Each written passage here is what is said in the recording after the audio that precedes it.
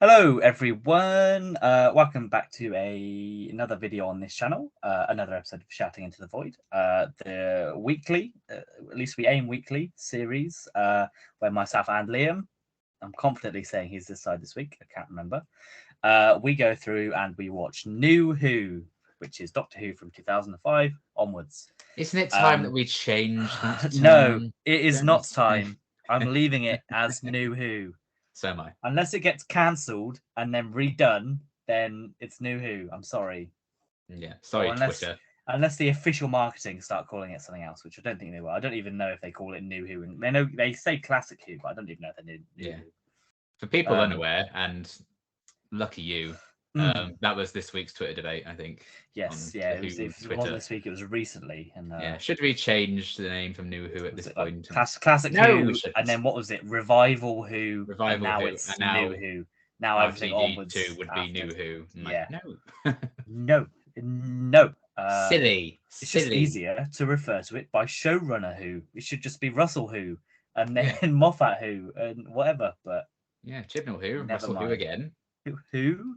Who cares? Yes. Anyway, slight tangent aside, this is New Who from 2005 onwards. We've been watching from 2005 onwards. It's rewatches. So we've seen all these episodes before, and we're just going 2011, back through. baby. Oh, and yes, we've gotten to 2011. Liam, especially nostalgia for these series is high, so we might be knocking them down a few pegs as we go. I know that happened for us with series 1 to 4. It did indeed. 42. So we'll I'm still so sad. Yes, 42 is the iconic landmark of maybe this isn't as good as I remember. Oh no, Doctor Who is bad. Everyone's right. It's fine. You can admit that. You can admit when there are things wrong, and you can admit that things aren't as good as you remember. It's fine to do that. You don't. When you have to watch keep something and fighting love a it, corner. I recommend never watching it again. Yes, yeah, 100%. Yeah, just take your word and fiercely defend it online without ever rewatching it. It happened to my dad in Monty Python's Life of Brian. We watched that again a year or two ago, and he's like, "Oh, that's not as good as I remember." To be fair, Life of Brian, I think is everyone bigged that up big time for me, and I watched it and went, yeah, it's not as good. Holy Grail, however, that is the peak of Monty Python. Is it the Holy Grail? It really is the Holy Grail of Monty Python films. I see. Anyway, another tangent. 5 minutes in. Long story short, we're at Series 6, Episode 2. Matt Smith, Karen Gillan, Arthur Darvill, Alex Kingston, and Mark Shepherd are our TARDIS team for this episode. We left the team in a warehouse being chased by a girl in an astronaut suit and some silence. So we'll get a resolution to that for sure. We will definitely get a resolution to that. And this episode is just a continuation of, right, there seems to be this alien presence on Earth. How do we stop it? And so, spoiler alert, they stop it. They stop it with using the Apollo 11 moon landings, which is obviously very iconic in world history. So I shouldn't need to tell you about that. But they use the aliens as powers against them, and they triumph over evil. Yes, I think, even though they're kind of like benign, I wouldn't necessarily say what they've done is overall evil, but they are the villains. The manipulation of a race. That's that's not fine. The Doctor definitely doesn't do that. Definitely not. But yes, what did you think of Day of the Moon? I loved it. I enjoyed part 1, obviously, as we talked about last week, but I think I prefer Day of the Moon, which was my thought anyway. I think there wasn't as much of a slog for me with this one as I kind of lost it a bit in the middle of Impossible Astronauts. Like, yeah, just get on with it. I didn't really have that with this one. I was pretty enthralled for the most part. I really enjoyed all the character stuff we got. I really liked having Canton properly on board with the whole kind of thing. And splitting off into separate teams, everything that goes with that. We've got a lot more silence in this one, which I was very happy about as well, because they are good, as it turns out. They are those good villains that Doctor Who does sometimes. I just really, really enjoyed it. Great kind of, I guess, resolution for now for this story arc. It does feel like it's a conclusion of sorts. But there are some gaps still. Yeah, the story is not over. And definitely towards the end. Yeah, they definitely remind you of that with like Amy being like, "Oh, and I've forgotten some little things," and you know, the fact that Amy's pregnant but also not pregnant because and then the regenerating child, and which we will talk about later on. The regenerating child right at the end, which is a big deal. So, you know, it does feel like, okay, the silence have been stopped for now. In 1969, they've been stopped at least. So there's kind of a conclusion and a satisfying kind of ending to it for there. But also, you know, the Doctor's still going to die seemingly at some point, and all of that's still out there. So I think it's a nice resolution to this, but still setting up, you know, this whole story arc. Yeah, the episode arc has been done, but the series arc is still ongoing, basically. Yes. Which is great. Which, you know, you always normally have that with an episode 1. And although this is episode 2, it's still part of the first story of the series. So it kind of, you know, it does the same thing. As with all our other episode reviews, we do positives and we do negatives. Often 3 of each. I've got a few more positives this week, and I again struggle for negatives, similar to last week. Same.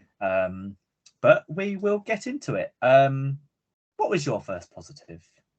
My first positive was the silence. Same. Oh, those spaghetti boys. Those that special sweaty one at the end where he's been shot and he's glistening. I was like, white foamy blood. Thank you. No, thank you. Yeah, they look absolutely rancid and horrible, which is why I love them. I love those bulbous boys. So yeah, they're really cool. Just the whole concept behind them, as we talked about in the last episode, I think they're really, really something. Very scary, very terrifying. I love the voice that they kind of give them as well. I think that's something really kind of twisted and I mean, they can't be anything but evil really with a voice like that. I guess kind of like how they look. Yeah, it's a self-fulfilling prophecy really. So the whole concept behind them and the fact that that is how they're defeated in this episode. I get chills every time when that message starts playing. I'm like, yeah, you fuck. It's when the silence is like, oh fuck. I love that terrible mistake. Yeah, I did very much enjoy, you know, how that kind of all ties into how they're stopped, because that is kind of the silence's whole deal really. They play themselves all the time, because all this, as it turns out, what they're doing here is to kind of themselves. Was something that they made themselves by blowing up the TARDIS in the first place. So I like that kind of ties into that. And yeah, just setting them up as kind of the main antagonist of the season, even though it's going to be a while since we see them like their actual presence again. But I think that says a lot in the fact that you probably do want them to be used sparingly. And then, you know, they kind of the masters behind everything, kind of like the Daleks in series 1. You know, they're not in the long game, but then it turns out that they are kind of behind what's going on there, and they put the Jaggerfest there and stuff. But they kind of use sparingly until the finale then, and they come in full force. So I like that they have a clear presence in this series, even though they're only in like 3 episodes of the series. Because, you know, I guess you don't want to overuse them to an extent, and I really enjoyed how they utilized in this one. And how they continue to just be very creepy and very iconic new monsters. Yeah, everything about them I think is really cool.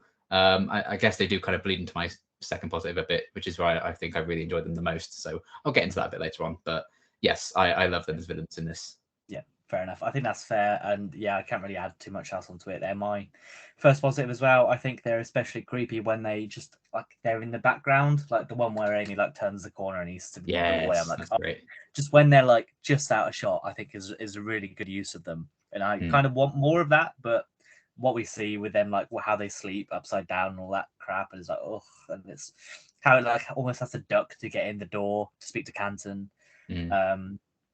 How even when it's injured and being fixed up, it's like, you idiot, even though he then cocks it up from his own race. Yeah. But you know, I just think they're excellent when it cuts to them all in like different shots of different places, and he's in that saloon bar, and he's just, you know, the way that their presence is just sort of noted throughout. I think is really good, and they're just so creepy, and they just look so good, and you just look at them and you're like, yeah, this is a very good villain, and I would like to see more of them, because sort of as you mentioned, I don't think they do appear until the finale, do they? Because they're not in the mid-season stuff. Yeah, I guess technically they're in closing time for a little bit, but they're properly in the finale. Yeah. So, you know, it is what it is, but I think they look great, and I would like more of them, and we do get more of them, you know, especially in sort of towards the end of series 7 when, you know, in Matt Smith's last episode they are there as well, but they're very much a different they're almost on Matt Smith's side, I think, in his last episode. Yeah, this is the rogue chapter. The ones Yeah. inside the Doctor aren't the ones that are actively trying to kill him. No, exactly. But yeah, I mean, they're great. I'd like to see more of them. You know, because they can be a species outside of their you know, aim to kill the Doctor. There can be, you know, their species name isn't the Silence. I think that's just what they've been given. I don't think they're ever called. Are they called the Silence in the episode? No, they call themselves the Silence in this. I think this like chapter that's what they call themselves because they dedicate them in Time of the Doctor. They dedicate themselves to the cause of silence. Yes. Okay. Well, there you go then. So we don't really know their actual species so I don't think we have like a species name for them. You could do so much more with that. And I think I spoke about that last week. It's like the Sthedine, but they're Axcoco-Palabatorians or whatever. Yes, you don't have an exact name. Family name. Yeah. So we will see. I would like to see them back. Whether they do ever come back, who knows? You know, we mentioned they had a brief cameo in Revolution. What, a New Year Christmas special with the Dalek? A New Year special with the Daleks. They appeared in one of them. Yes. So the one when there's a revolution. Yes, not a resolution. No, yes. Even though there is a resolution to the episode. So yes, as there often is. Yeah. Anyway, your second positive. What is my second? Let's have a look. Oh yeah, it's kind of tied into what I was talking about before. All the stuff with Amy and Canton in the orphanage, I've kind of thrown all that in together. Particularly the stuff with Amy. This is when I think the Silence are very, very scary. Just that whole bit when she's kind of investigating on her own, and then suddenly she spots that she's got some marks on her hands, and then she looks in, you know, the lightning flashes, and it turns out she's put one on her face, and all of that shit I think is really awful. Because you just imagine that they are there watching her do all this and freak out, but we can't see them, and then you get that reveal shot of them all sleeping upside down on the ceiling, and horrible. But just that the whole, you know, it's the bad vibes of the orphanage really, and the fact that what they're doing to that poor man, like forcing him to like look after this child because the orphanage has actually been closed for years. He thinks he's in what, 57, isn't he? Something like 67, yeah. He thinks that's when it's going to close, but he's like, no, it's been 2 years since then, and just again and again they kind of wipe his mind, and it's just completely frazzled him to the point where he's writing on the wall, and he's even forgotten that it's him who's doing it. Might be his own blood potentially. Yeah, who knows what they've made him do to entertain themselves over the years, and all that just to look after this little girl. You know, that's just absolutely harrowing what they've done to that poor man, and God knows, you know, does he even have a purpose once they're gone? Did he just like walk into the sea after that? Who knows? Probably. So yeah, that whole orphanage section I really, really like. And you know, there's still like the what the fuck moments with like Amy finding a picture of herself in there and all of that, and then you see the astronaut kind of coming behind her with the Silence, and as she's taken away, all of that I think it's a really cool sequence. And alongside that, you have Canton being a badass, being like, "Welcome to America." I love that line. So yeah, I love that. Might be my favorite sequence of the episode, maybe outside the final confrontation. I really like the orphanage kind of setting with them. I think that's the Silence at the most creepy for me. All the reveals, I think it's very well shot, that scene. And yeah, would not want to be Amy in that position, that's for sure. So I like that section very much. Yeah, I think that's fair. I think I you know, you could do a whole episode set around a creepy orphanage with you know, you're being stalked by something that you don't know you're being stalked by. And I think, you know, it's a similar situation here when she thinks she's alone, the door's closed, and she's like, what's going on? And then she listens to a voice note, and then she looks up and it's like, oh, that's why I'm panicking. I think it's all very well shot. What's happened? I just refreshed, and Doctor Who's tweeted. It's like, oh my god, but it's just their countdown thing, the future of the Doom. Oh god, okay, good. We're keeping an eye for people wondering. If we're recording this on the Saturday, we're keeping an eye out for any Doctor Who trailers that may or may not appear today, as it is the first of the month. If one appears today, you'll know, because this video probably would have been delayed because of the trailer one. Because fuck this video. We'll find out. Yeah. But yeah, that's coming. We know that's coming. That's for future us. Yeah. Yes. But yeah. I think the orphanage is an excellent sort of sequence. And my second positive is sort of something that you just referenced. The ending, the resolution to the whole thing. I think from the moment Amy like wakes up in the TARDIS time thing, whatever it is, the Silence's base. As soon as she wakes up there to the next time trailer, I think is excellent. I like all of it. I like how they defeat the Silence by using something that they They told us in the big exposition scene earlier in the episode. I think it's not a resolution that comes out of the blue. I think the only real issue I have is how did they know where Amy was? But fine, I guess we can. The doctor said he can track the signal back. There we go. There we go. Then I have. And then no Rory was like, "Then why haven't we done it now?" But he's like, "Well, then what? Because we don't have a We've plan, got to change clothes first." And then they had so they could go. Yeah. Good. But yes, I think excellent. I really enjoyed it. It's very well done. The silence are like, wow, if we're gonna be kicked off, we're gonna get you to. Yeah, we're taking you with us, you fucks. Yeah, and then River kills them all, and she's like, soz. And I just think the chemistry with everyone in that works really well, and everyone sort of knows their jobs, and it all works great. I think considering we know what that set is and how bland it is, I think they do a good job of not making it as bland as it was in the lodger. So they've done very well with virtually a minimal scene there. Except maybe, the Doctor waving his sonic screwdriver around and using it as a weapon, I guess, because I'm pretty sure he shoots like beams out of it at some point. Yeah, he takes one out with it. We'll talk about that. Yeah, okay. But I struggled for negatives. That's fair. I really like the bit where a silent comes up behind River and she can see on Rory's face that he's scared. So he's like, "Oh, there's one there," and just shoots it. Yeah, cool. That's archaeology. Number 2. Badass. I think the how they leave everything with Canton and Nixon is good. How he reacts, I'm like, I think the moon is far enough, Mr. Delaware. Yeah, and I was like, it is the attitude of the time. That is the wrong attitude to have, but I think it's played well here to make it like this is a stupid attitude to have. It's not. It's slightly played for laughs, but it's not played as if that's the correct thing. Yeah, I think it does a good enough job. Nixon can cope with like alien threats and like there's constant threats. Yeah. You're still screwed, but sure, pretend you're fine. Not someone wanting to marry a gay black man, heaven forbid.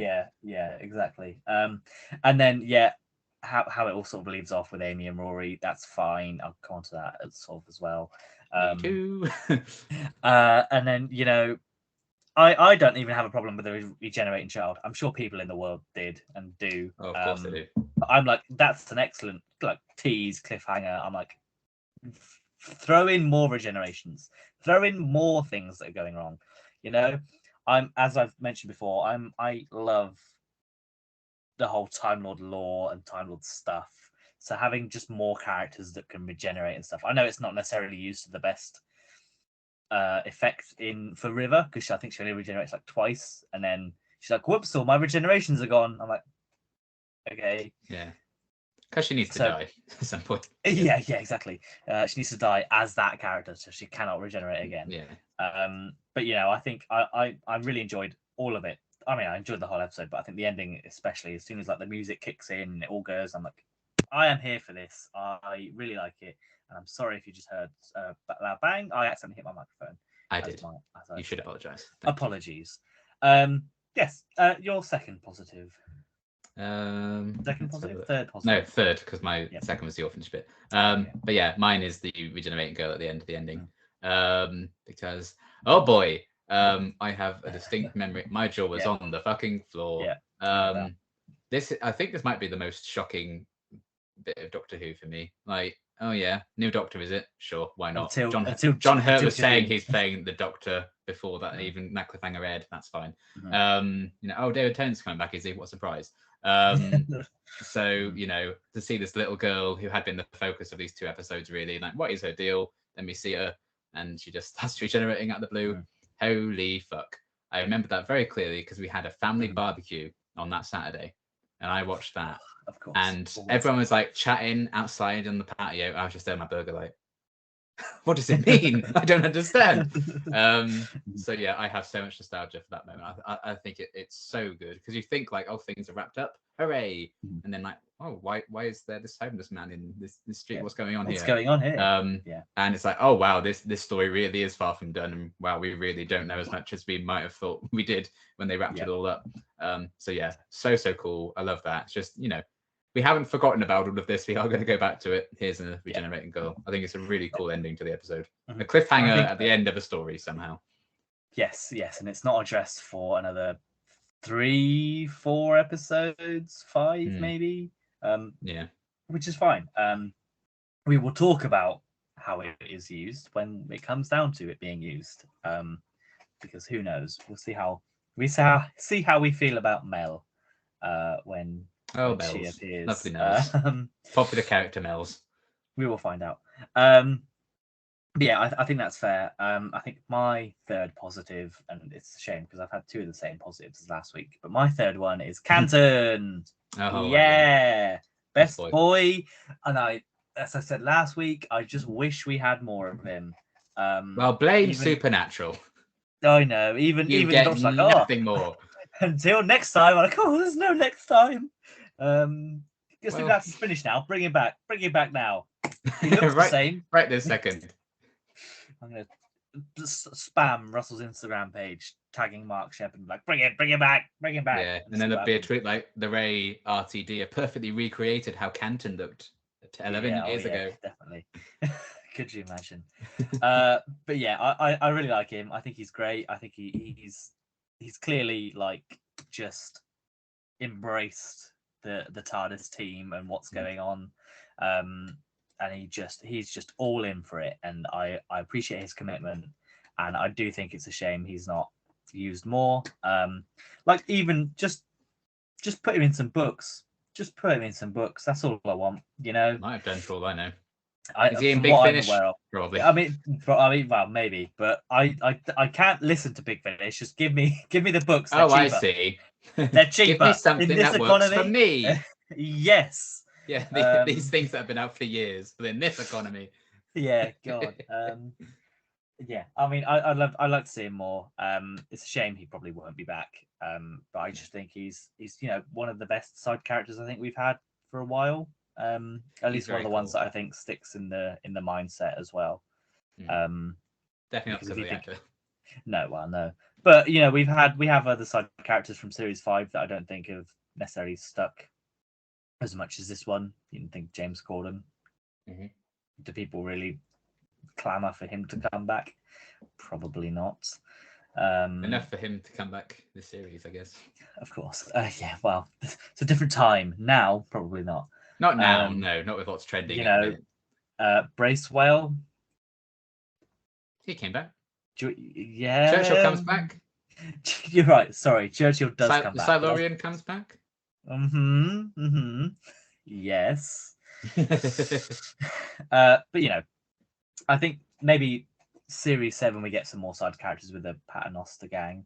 So that this series, isn't it? I think I think this series 6 is probably better for side characters than last series. And they've had a very good start with Canton. As far as I'm aware, because we've even got the pirate people next week, which do come back very briefly. They do, yes. For a little while, until when they want to try and not take a baby that's already been taken. We'll come on to that in a few weeks. Yes. Except the pirates next week. So indeed. Hope you're ready for that. Any other positives? Do you have any? Racist, Connor.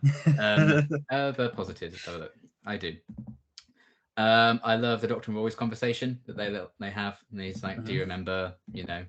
Those 2,000 years waiting for him." All of that. And that's a really lovely scene. I like that the Doctor tries to comfort him. Well, we know Rory's a bit of a self-conscious boy, so I like that he's kind of has that little bit.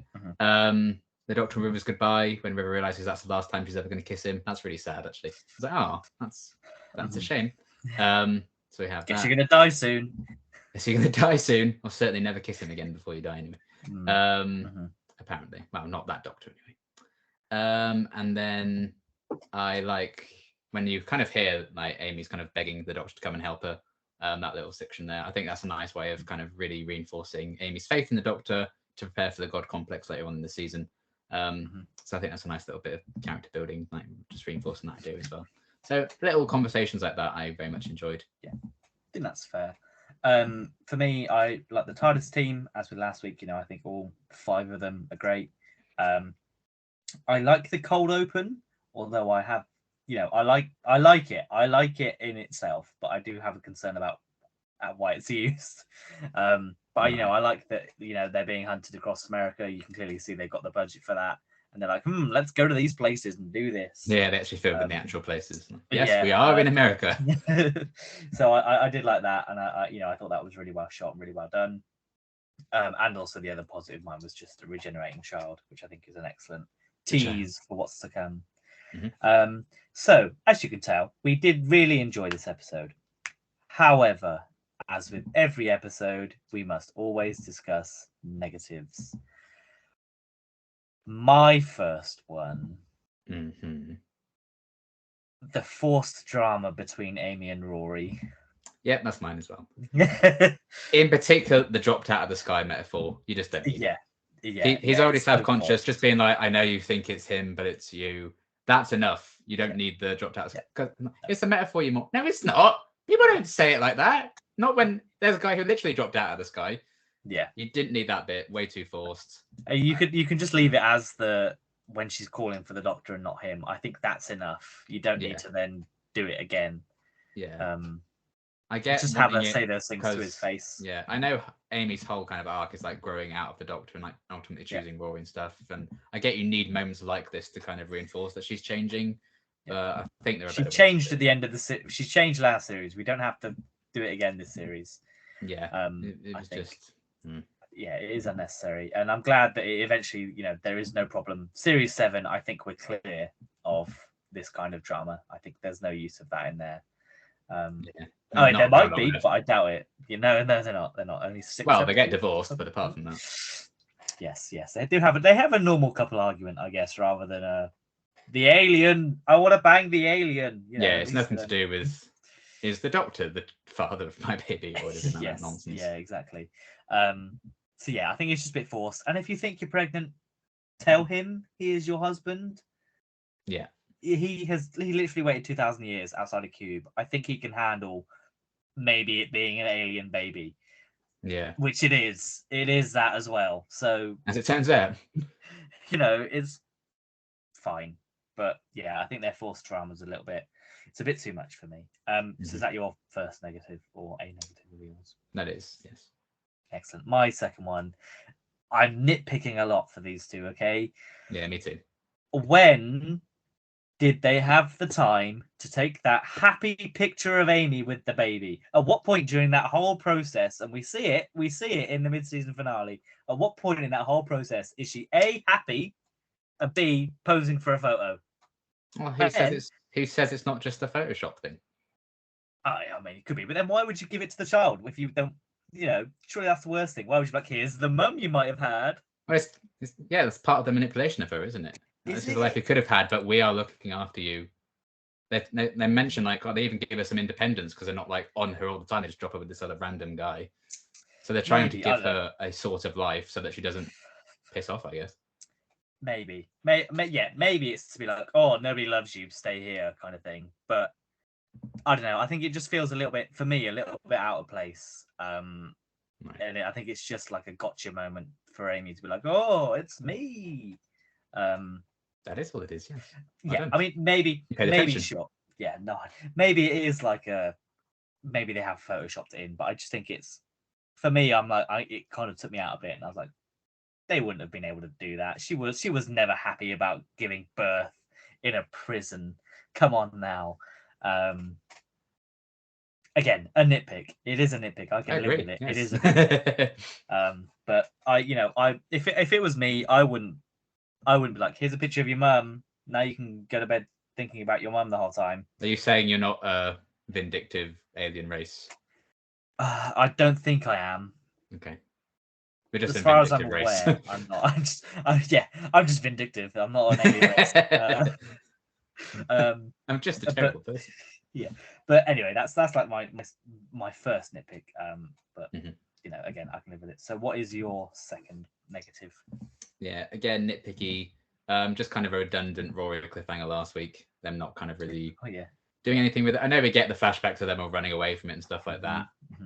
But they make it out like Rory's actually being attacked, but she might just not be. They might just be like the electricity going haywire. But at least like show that it's just that or something. So again, it's not really a big deal because of course that's not going to be the moment they get rid of Rory or anything. So yeah, it's just a weird kind of setupy thing, and they don't really do anything with it. Again, maybe there's something deleted or something reworked or whatever it was that may change things there, but yeah, the final product version of it is a bit like you didn't need that at the end of the last one when there's already a cliffhanger anyway. Yes, I think for me that leads into sort of my third negative as well. I think how the cold open and the sort of resolution to the cliffhanger is a resolution to a completely different cliffhanger. Right. I think it would have been better to end that episode on like Canton maybe being like, "You guys are insane. I need to take you in," and then them running away, and then having him then hunt them down or something like that, and then it'd be part of a plan that they'd worked out before. Because it just very much feels like they did that resolution in the flashback to be like, "Oh, we've escaped," and then there's another resolution after that to something that we don't see. Even maybe Nixon saying, do the whole Nixon saying, "Oh, I need you to arrest them." Him going and being like, "Look, we can't do this. You need to run, and I'll hunt you down."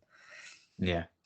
Something like that, because it very much feels like it didn't necessarily click as much. And I know Moffat said the whole thing recently that he likes to move the story on from his cliffhanger, so it sort of doesn't pick up right where it leaves off.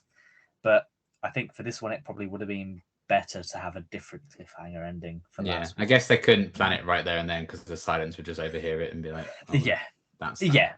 There's it had to be somewhat so. It had to be somewhat spontaneous and all that jazz. But I don't think it's necessarily clear how the Doctor gets arrested either and why they decide to put him in there.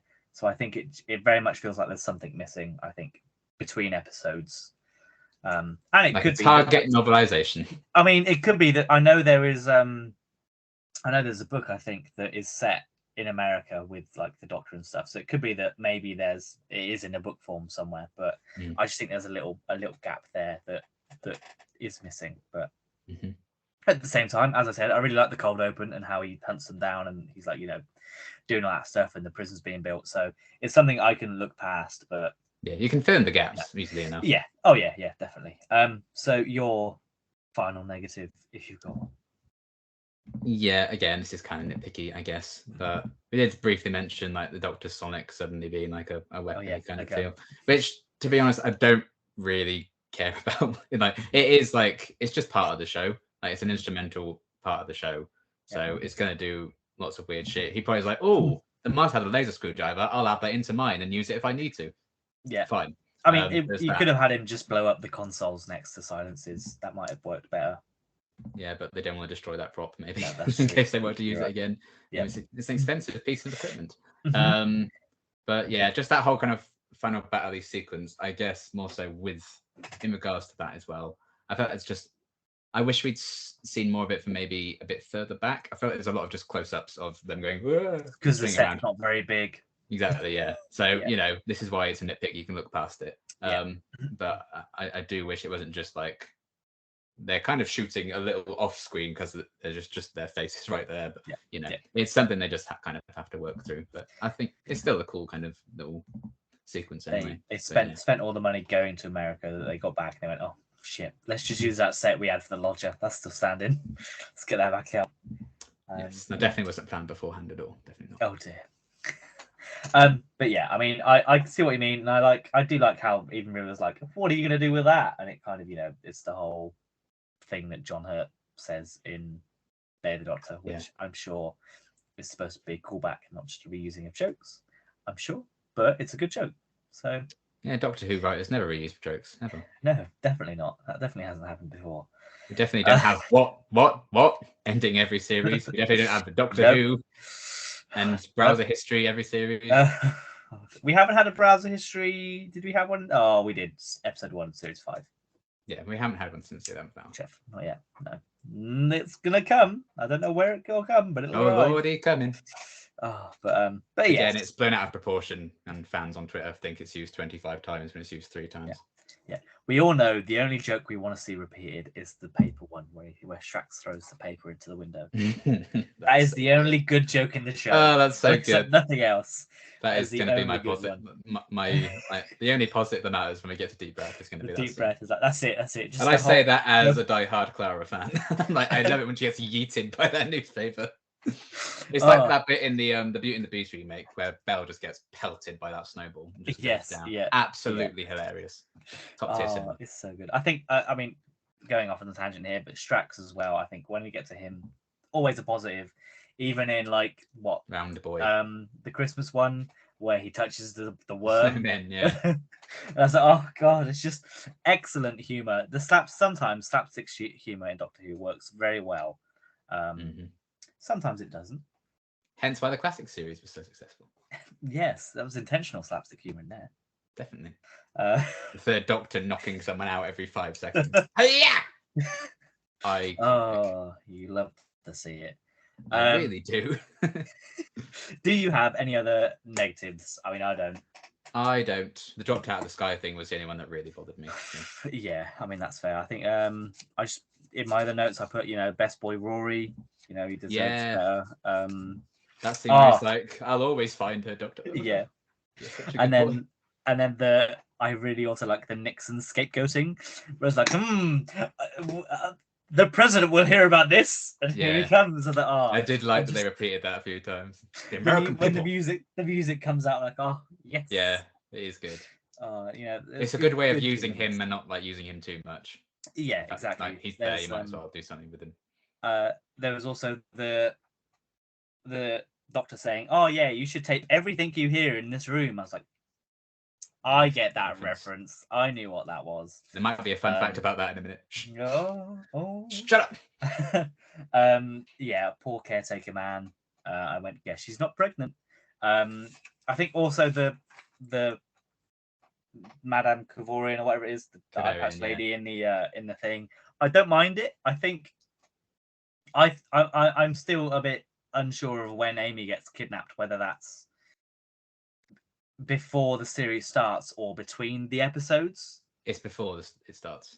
Okay, because I mean, I'm not. The Doctor mentions it in a later episode. Okay, good. Like well, they took her before America.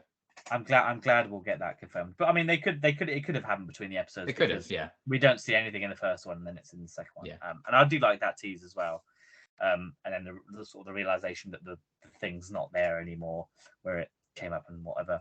Yeah, can't decide if she's pregnant or not. Yeah, and also the phone that Amy uses, that Canton uses to record the silence. Oh God, that's so old. And I was like, there's no way that video would be that HD on your screen, Doctor.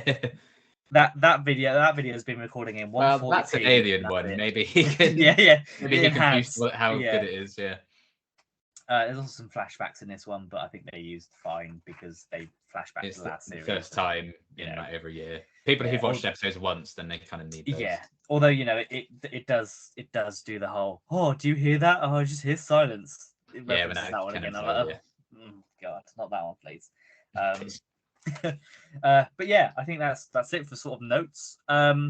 Your fun facts. I believe we may have some from last week because we do, which is handy because there weren't actually that many for this one. So I'm kind of glad that we had some left over. So I can't remember exactly where it cut off, but I think I kind of estimated it. But yeah. So yeah, these are for the Impossible Astronaut. Just to kind of, we're flashbacking that this episode did. It's fine. Yeah, that's what we're doing. So yeah, William Morgan Shepherd and Mark Shepherd are real life father and son. They had played younger and older versions of the same character the year before in NCIS. Originally, Mark was going to wear old age makeup and play the older Canton as well, but then he suggested his father take on the part instead. Wholesome.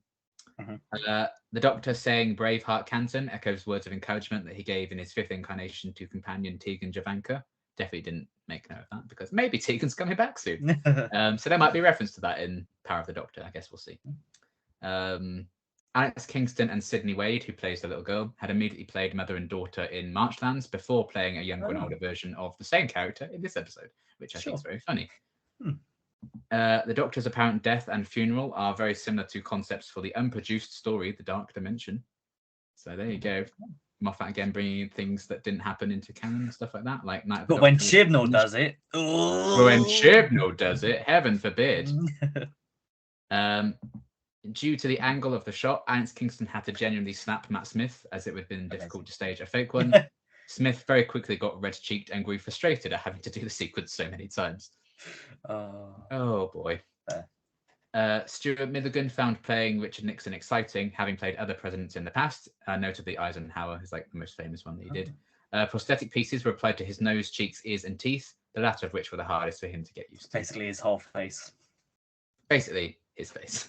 They could have cast anyone. Yeah. Toby Haynes, the director, wanted to film the Viking funeral scene at sunset. However, the sun set over the desert, so the sequence was instead filmed at sunrise, so the sun could be seen over the water. How embarrassing to make that. I wouldn't know either. So I'm joking, Toby. You've done some good episodes. Florida and Mount Rushmore were early considerations for where the episode would take place, but obviously they didn't go. Florida was the decision, I guess. Yeah. Oh, it's Impossible Astronaut, isn't it? I guess Florida's more. Yeah. Day of the Moon. Yes. In the script, Amy and Rory were dropped off by a truck. Toby Haynes changed this to a school bus, which he felt was more distinctly American. In the middle of a desert. Yes. Either way, they still should have seen the Doctor in the car next to it. That's fine. I'm over it. A scene featuring a naked River winking at an unknown man was ultimately cut from the episode after Stephen Moffat decided against using it, quite rightly probably. A shot from this scene can be glimpsed in the Series 6 trailer, which I do actually remember for some reason in the back of my mind. Alex Kingston had been told the plot of Series 6, so had River act accordingly and comfortingly around Amy following the Doctor's apparent demise. Karen Gillan, who was unaware of how the plot would unfold regarding both the Doctor's death and River's identity, was quietly baffled by Kingston's acting choices, which I find very funny. She's like, what the fuck are you doing? But she's not going to say anything. I can't act with this. What do you want about? What is this behaviour? You were fine in Series 5. So I think that's very funny. There was a shockingly minor fan outrage when initial trailers for Series 6 showed the TARDIS appearing in the Oval Office, which was what they believed to be a new materialization effect. In episode, it was shown to be the TARDIS decloaking. So they changed the effect and fans lose their minds, apparently, even though they hadn't even seen the episode yet. So that's fine. That's normal for Doctor Who fans, isn't it? And they've only gotten worse. But yes. And then finally, for the Impossible Astronaut, fans speculated that the Doctor survived his death because of the events of Torchwood Miracle Day, which aired in the middle of Series 6's run. This was also proven untrue. Spoilers. That would have been quite the crossover. Yeah. No, I refuse. Yeah. Okay. And now for Day of the Moon fun facts. Hooray. Yes, lovely. Can't wait for the internet to cut out now. Can't wait. Yeah. That's going to be our running gag is I never get to read these. It's always last week's. Yeah. This episode has the first on-screen regeneration of a female character since Destiny of the Daleks, the fourth Doctor story, where Romana regenerated. The working title for this episode was Look Behind You. I think that means better. The Doctor telling Nixon to record everything he says in his office to know if the silence affects him is a reference to the real-life Nixon tapes, which famously features an 18.5-minute long gap of silence in one of them. So we have a Doctor Who explanation for why that happened. So that's nice. Delaware appearing deceptively as an antagonist at the start of the episode was written to lean into fan expectations of Mark Sheppard being cast as a villain in basically everything. So there was that. Moffat initially considered using a generic, like not named president, such as they did in Sound of Drums in this story, after looking up who was president at the time. While he didn't think much of Richard Nixon, he decided it was necessary to use him in a story about real events and decided to have fun with Nixon's natural awkwardness, which we do get. So I think he was used quite well in this one, to be fair. Yeah, that makes sense. Moffat liked the control room set in the lodger, and it gave him the idea to make it the Silencer's base in the following year. So he wanted it to be reused in this story. So he had that idea from like, oh, this is cool, I guess. Matt Smith's beard, which I know you famously enjoyed, was glued on and proved to be... No way, was it? Wow! Yes. There was originally a running gag where the Doctor refused to get rid of it for half the episode, but, they got rid of that. Probably because it's bloody painful to take off. Yeah. You can wear that for one day, Matt, don't worry. I will shoot one day in this beard and it's never going on again. Yes. The scene where Amy confronts Canton at the start of the episode was originally scripted to have been watched over by 3 of the Silents, but they didn't appear in the finished episode. Because it's all part of their plot to fool them, isn't it? And then the sequence where Amy is chased and shot in the Valley of the Gods, Karen Gillan found it very difficult to run because of the altitude in that area, which would also be me. Yeah. I would be dead. Quite difficult to run no matter what the altitude is. Yes. And then finally, Rory's capture by Canton was originally going to take place at Docklands near the Golden Gate Bridge, and the little girl was originally going to regenerate in Chicago. But yeah, they changed all these locations around during the production of the story, I guess, because production managers fly this weren't as side great. of America than the other one, I guess. I guess so. And yeah, it's probably right. But there you go. Fun facts galore this week. Lovely. I think the other thing is Amy had to spend a long time in that body bag, I guess. Yeah, and a long time wearing the same clothes. Yeah, unless Canton's because it gets built. It gets built more every time he comes back and tells him about one of them, doesn't it? So you can't even say he's come back and he's just saying it, then it cuts and he's still there at the same place. Because she's in there for like 3 weeks. Yeah, she was just hidden nicely. Gross. Gross. And Rory's the one that comes out going, ugh. You have no idea. You were in there for about a day, Rory. I was in a box for 2,000 years, now in a body bag for 3 weeks. You don't know what I've gone through. Oh, God. Right. Out of 10, what are you giving Day of the Moon? It's a 9 from me. Same. I have also given a 9. Hooray. Because it's excellent. I think this is like one of the highest rated 2-parters I've ever given. 8.5 and a 9. No, that can't be right. This is a Moffat story. It's true. Sorry. 2 out of 10. Both of them. Oh. Not good enough. That's more like it, yeah. No David Tennant. 0 out of 10. Must do better. Yep. What we feel might have to do better is next week's episode. Curse of the Black Spot. Is this a black spot on this series? Let's find out next week. It sees our TARDIS crew of the Amy, Doctor, and Rory on a pirate ship that is being haunted, I guess, being like taken by a siren or a ghost or some mischievous creature that is taking people. Yeah. What do you think of the episode? What do you think of it? It's fine. Like, I think I grew to hate it more as time went on. I don't think I minded it when it first aired. I mean, it's not a standout by any stretch of the imagination, even at its best, I don't think. I think it was more so I was really excited for a pirate episode, and then I was like, oh. I think that's kind of what it was. There's no sea devils in it. That's the problem. But yeah, I like that we kind of have, a doctor hidden in plain sight with the siren, and that kind of ties into like the series themes of like Doctor Who hidden in plain sight, stuff like that. I think that's very clever. But also, like, do I like that twist? I always go back and forth on it because part of me just wants like a pirate episode with a piratey monster. Let's deal with it. But of course, space. But Doctor Who, Doctor Who doing a Doctor Who twist on something like that is what Doctor Who does. So why am I angry that they do that? It's been so long since I've seen it. I really don't know what I'm going to feel about it. I certainly don't. I'd be very surprised if I hold it in as high regard as I do the previous two, and certainly the next one.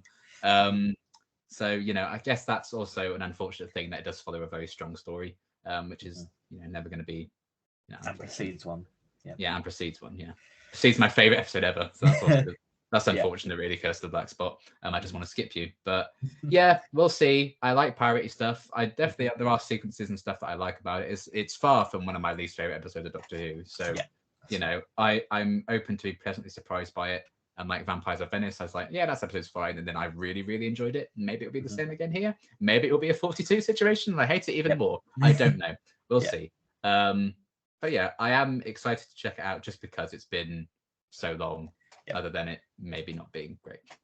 Yeah, I think that's fair. It's been a while since I've seen this one as well. I think it's one that I always end up skipping because I'm like, oh, I don't really care for you as much. Goodbye. It's interesting watching it, knowing it was supposed to be in the second half, and this was supposed to be the one with the dolls and the dollhouse and. Yeah, that one's a bit too creepy, I think. After the silence and then the creepy. Yeah, that's probably what I swapped to. Yeah, but yeah, we'll see how it goes. Can't be any worse than Fear Her, I guess.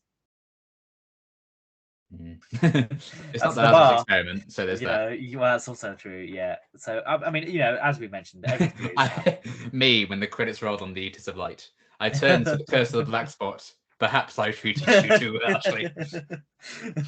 Oh, poor Eaters of Light. Written by the woman who wrote the final story of Doctor Who before it was cancelled. We'll give you a second chance. Woohoo! A classic writer's back. Oh, should have come back. God damn it! No, it was bad. But it could be good, but at the same time, it might be worse. So yeah, we'll see I'm how it thinking. goes. Yeah, this could be a 5 or 6 out of 10, probably. Yeah, I mean, We'll every series has its dud episode. Beast Below, I think for us was last series, wasn't it? So yeah, we will see if this is going to be better or worse than that one. I guess is the actual. At least it's comparison not to 2 look at. parts like the Ganger one. Oh God, yeah. All right, I can't believe I forgot about that. Oh boy, I prefer Series 6 Part 2. I'm going to go on record and yes, say that. that's Even fair. though Part 1 has my favourite episode. But... Yeah. Oh, yeah. Okay. Fair enough. Well, that's all coming up in the next few weeks. Also coming up in the next few weeks, we think, as far as we're aware, it could be Jodie's final episode, The Power of the Doctor, which we'll cover any news that comes out. We'll be watching it on Liam's channel. We'll be reviewing it on this one. I think we're also going to try and do some sort of chats about Jodie's run in general, how we feel about it, how we think it's gone, what we've enjoyed, what we might not have enjoyed as much, and just sort of looking back at the past, 4 years, 5 years. And we'll be doing it just in time to make you wait for our video on A Good Man Goes to War. Yes, yeah, exactly. Hooray! Sorry, I'm also going on holiday in November, so that will mean episodes missed.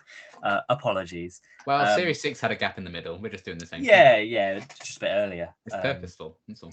But yes, we hope. Well, we'll probably be back next week with Curse of the Black Spot, but other things may take over depending on what happens. We will find out. But yeah, I think we'll leave it there for this week. Goodbye. Bye.